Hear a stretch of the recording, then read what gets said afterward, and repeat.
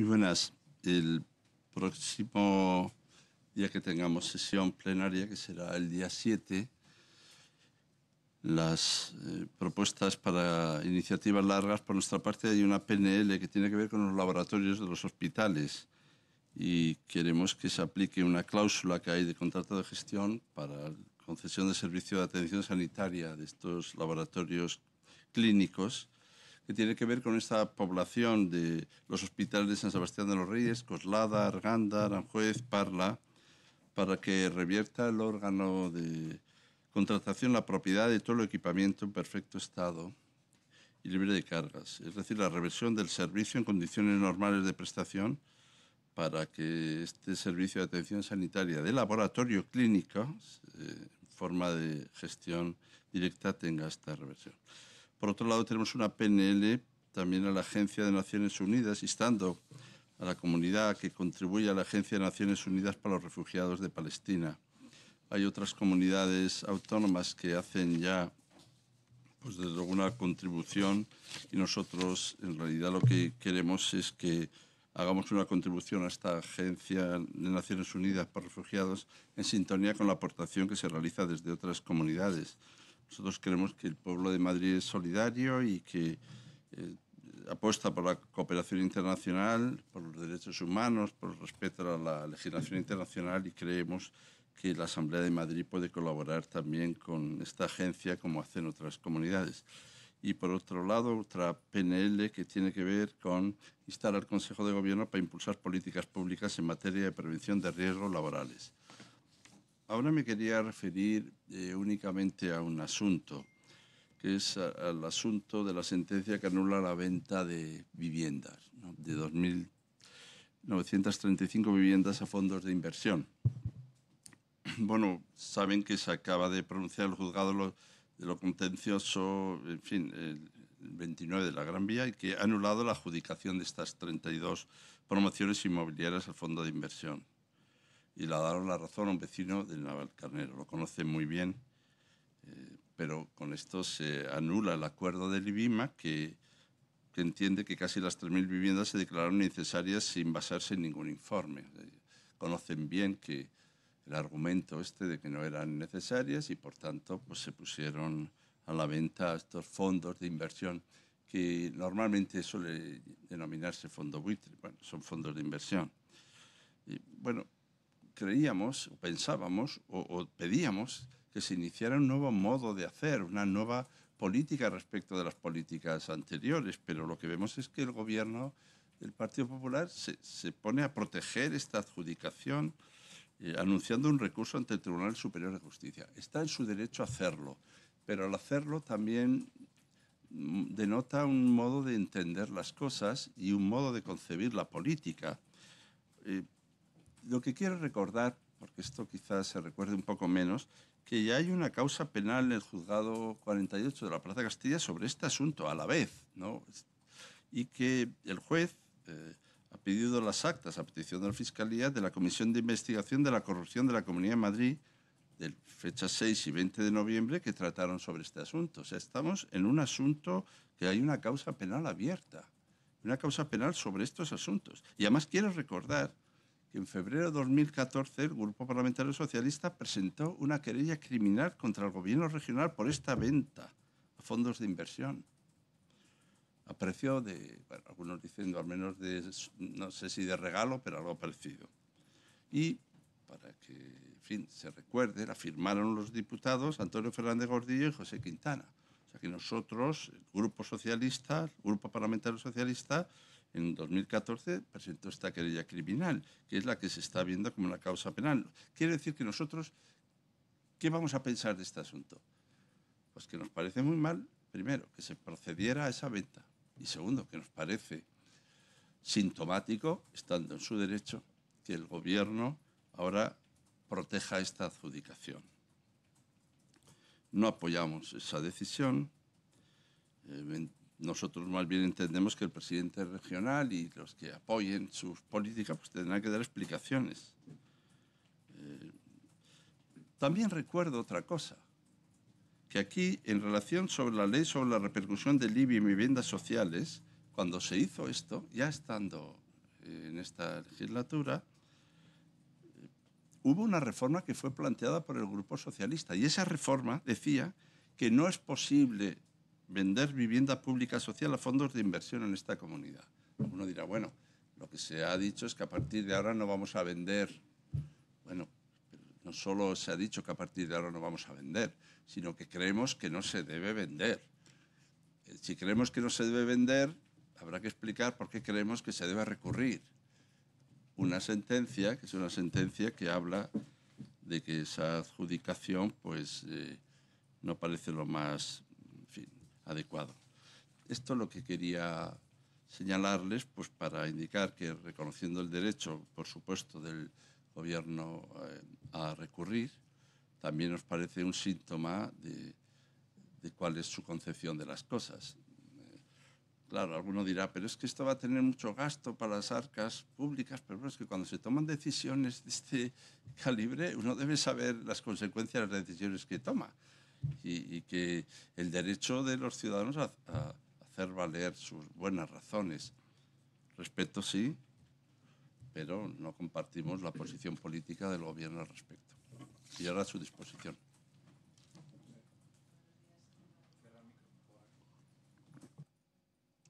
Ya. Sí, buenos días, señor Gabilondo. Yo quería preguntarle por otro asunto. El Consejo de Gobierno esta mañana ha dado el visto bueno a las rebajas fiscales. Me gustaría saber cuál es su valoración sobre estas rebajas.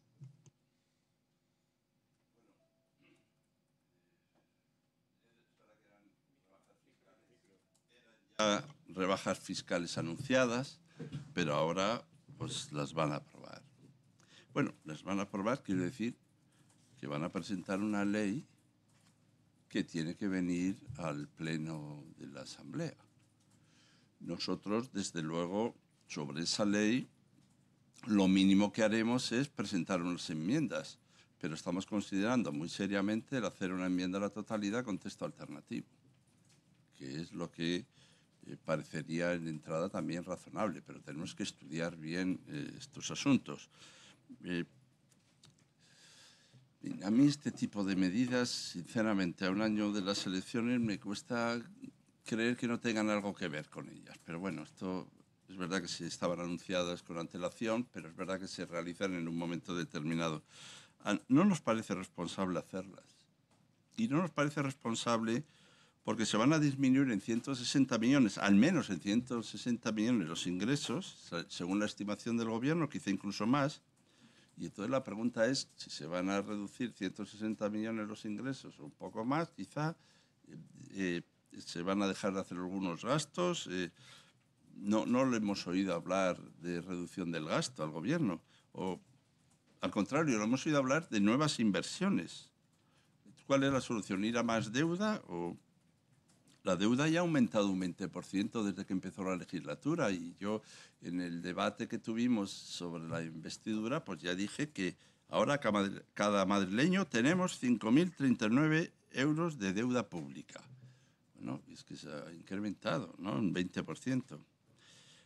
Pero la estabilidad presupuestaria y el futuro de los servicios públicos a nosotros nos parece muy importante y aquí estas medidas pues que tendrán su rédito seguro y su discurso, no digo que no, pues nos parecen que no son responsables. También para no abrir falsas expectativas, porque aquí enseguida los ciudadanos les abrimos unas expectativas que este impacto presupuestario, la mayoría de estas medidas, por ejemplo la rebaja del IRPF, esto empezará a producirse a partir del año 2021. Bueno, es decir, el próximo Gobierno tendrá que soportar la medida que se está ahora adoptando. Luego, estamos en pleno debate del sistema de financiación autonómica. Estamos tratando entre todas las comunidades, con el principio de solidaridad, tratando de armonizar cada uno de los detalles, la armonización de los impuestos, por ejemplo, de sucesión, de donaciones que el Gobierno vuelve a bajar. Y nos parece que se genera allí una competencia fiscal, pues no, yo no sé si hay que llamarla desleal, pero desde luego una competencia fiscal muy mejorable. Yo creo que se pueden hacer horquillas, se puede trabajar en no implantar una uniformización, pero sí una armonización. Y en pleno debate sobre la reforma del sistema de financiación autonómica, cuando se está pidiendo que lo que tenemos que hacer es armonizar para así articular y vertebrar España en torno a unas políticas comunes, que nadie, según la región en que venga, viva, tenga más o menos privilegios, Madrid adopta unas decisiones que, repito, supongo que nos han hecho por interés electoral, pero a veces es difícil no pensar al menos también en esa posibilidad. Bueno, se recurre a rebajas fiscales. Hay otra posibilidad de obrar también. También se puede trabajar reforzando gasto social, ¿no? Por ejemplo, la deducción por gastos de educación infantil. Se hace una deducción, ¿no?, de gastos por educación infantil.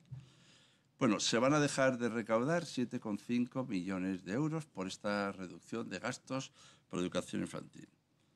Bueno, pues con ese dinero, con otra mentalidad, se pueden crear 1.500 nuevas plazas en educación de 0 a 3 años. O sea, son opciones políticas, son modos de entender la política. Y por eso nosotros pues, consideraremos, en la medida en que pensamos también que somos una alternativa a este proceso y a este gobierno, pues proponer unas medidas alternativas a las medidas que aquí se han propuesto. Lo haremos o a través de esas enmiendas, cuanto menos a través de las enmiendas, pero no descartamos con una enmienda a la totalidad con texto alternativo. Sí. Muy buenas. Por un lado, sobre los plenos monográficos, hay pendiente uno de igualdad que pidió el Podemos y otro de universidades que pidió Ciudadanos, pero parece que no han llegado a ningún acuerdo sobre la fecha de ninguno de los dos.